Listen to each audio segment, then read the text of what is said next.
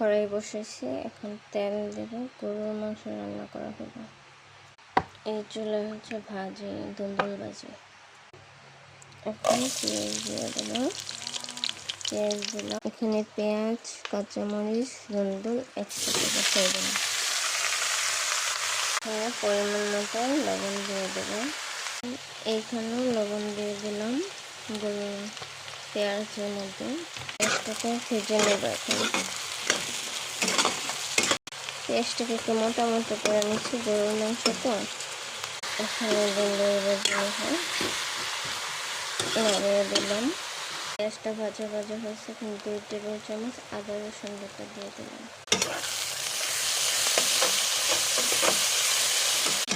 এখন আদাটা একটু ভেজে নেব।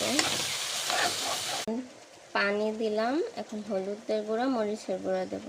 যে হলুদের গুঁড়া, মরিচের গুঁড়া দিছি, আমরা একটু জাল কম খাই। এখন কষায় নেব, কষাইতেছি, হলুদ মরিচ দিতেছি, কষাইতেছি। এখন তেজপাতা দিয়ে দিলাম। এখন গরম মশলা, এলাচি, দারচিনি দিয়ে দিলাম। আমার পেঁয়াজ কষানো শেষ, তেলে ছেড়েছে। গরুর মাংস দিয়ে দেব। গরুর মাংস দিয়ে দিয়েছি।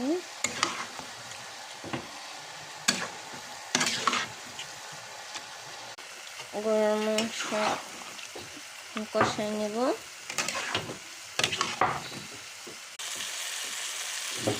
ভাজি হয়ে গেছে, ধনে পাতা দিয়ে দিলাম।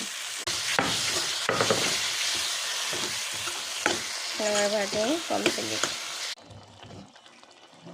এখন ঢাকনা দিয়ে দিলাম।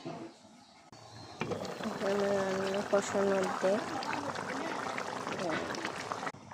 এই জন্য ভাত বসেছে, ভাতে প্রায় হয়ে যেতেছে। মাংস কষানো শেষ, এবার পানি দেবো।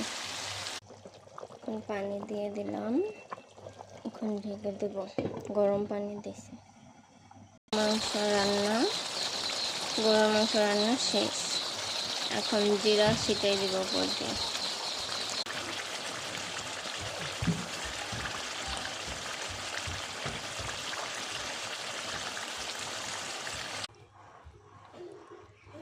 রান্না কমপ্লিট।